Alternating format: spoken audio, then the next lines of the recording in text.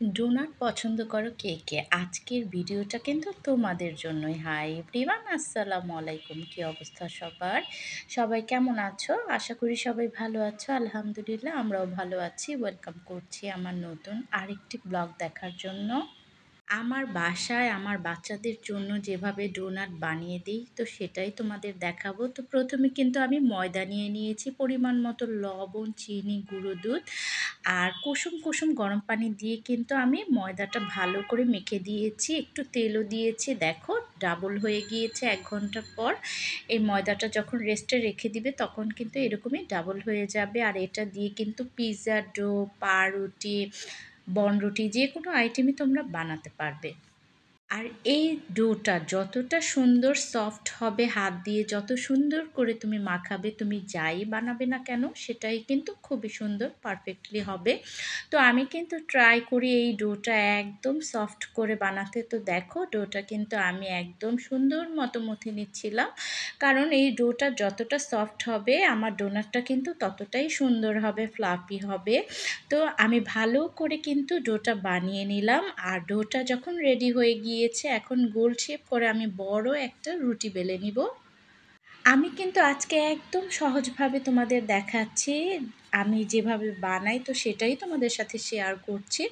তো দেখো আমি গোল করে একটা রুটি বেলে নিলাম, আর কতটা পুরুত্ব তো সেটা নিশ্চয়ই তোমরা দেখেই বুঝতে পারছো। তো দেখো আমি একটা স্টিলের গ্লাস নিয়ে নিয়েছি আর গোল গোল শেপ করে দিয়েছি। ডোনাটটা আসলে যেরকম আকারের হয় তো সেটাই করে নিচ্ছি। আর একটা নোজেল নিয়ে নিয়েছি, কারণ ডোনাটটা তো মাঝে এরকম ফাঁকা থাকে। তো দেখো এই নোজেলটার সাহায্যে আমি করে নিলাম। তো প্রত্যেকটা আমি বানিয়ে নিয়েছি।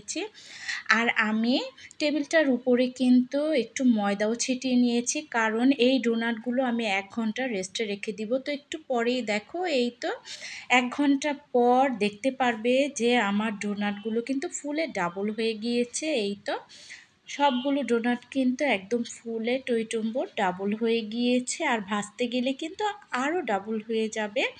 তো সবগুলো ডোনাট আমি সুন্দর মতো এখন ভেজে নিব। আমি ফ্রাই প্যানে তেল দিয়ে দিয়েছি, তেলটা যেন একটা আঙ্গুল চুবানো যায় তো সেরকম গরম তোমরা করবে। আর ডোনাট কিন্তু একদম হালকা গরম তেলেই ছেড়ে দিতে হয়, আর একদম লো চুলা করেই কিন্তু ভাজতে হয়, তাহলে কিন্তু একদম পারফেক্ট হবে। তো দেখো তোমরা নিশ্চয়ই দেখেই বুঝতে পারছো যে চুলার আঁচটা কীরকম। তো এরকম আস্তে আস্তে কিন্তু করে ভেজে নিতে হবে। তো প্রতিটা ব্যাচে কিন্তু আমি 4টা করে নিয়ে ভেজেছি, বেশি দেয়া যাবে না, কারণ চুলাতে দেওয়ার পর ডোনাটটা আরেকটু ফুলে যায়, একদম টইটুম্বর হয়ে যায়। তো আমার কিন্তু অলরেডি একটা ব্যাচ হয়ে গিয়েছে, এখন আরেক ব্যাচ আমি সেই তেলেই দিয়ে দিব। তো এভাবে করে কিন্তু আমি প্রত্যেকটা ব্যাচ ভেজে নিব।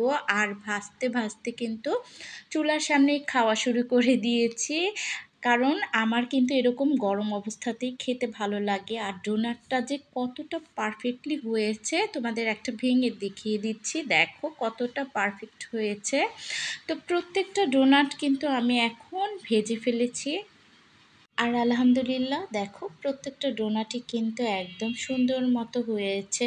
প্রত্যেকটা ডোনাটই কিন্তু একই সাইজ হয়েছে, কারণ আমি গ্লাস দিয়ে কেটে নিয়েছিলাম। আর তোমরা যে কোনো কিছু দিয়েই কিন্তু করতে পারো, কিন্তু এক সাইজের করতে হলে একটা জিনিস দিয়ে করবে, তাহলে কিন্তু খুব সুন্দর হয়। গ্লাস নিলেই বেশি ভালো হয়। আর আরেকটু মজার জন্য আমি কিন্তু চকলেট গানাশ দিয়ে নিচ্ছিলাম, আমার বাচ্চারা খুব পছন্দ করে এভাবে খেতে। আর আমি যেগুলো খাবো তোমাদের ভাইয়া খাবে, তো আমাদের জন্য আবার গুঁড়ো দুধ দিয়ে দিয়েছিলাম, কারণ চকলেট আমার তেমন ভালো লাগে না, এভাবে খেতে আমার ভালো লাগে। আর এটা কিন্তু এমনিতেও খেতে অনেকটা মজা। তো তোমরা যে কোনোভাবেই কিন্তু সার্ভ করতে পারো। আর আলহামদুলিল্লাহ দেখো প্রত্যেকটা ডোনাট আমি সুন্দর মতো সাজিয়ে নিয়েছি। আসলে যে কোনো জিনিসই বলে না, আগে দর্শনধারী তারপরে গুণবিচারী, কথাটা কিন্তু একদম সত্য, তাই না? দেখো দেখতে যে কোনো জিনিসই সুন্দর লাগলে খেতে কিন্তু এমনিতেই ভালো লাগে। আর আলহামদুলিল্লাহ খেতেও কিন্তু অনেকটা মজার হয়েছিল।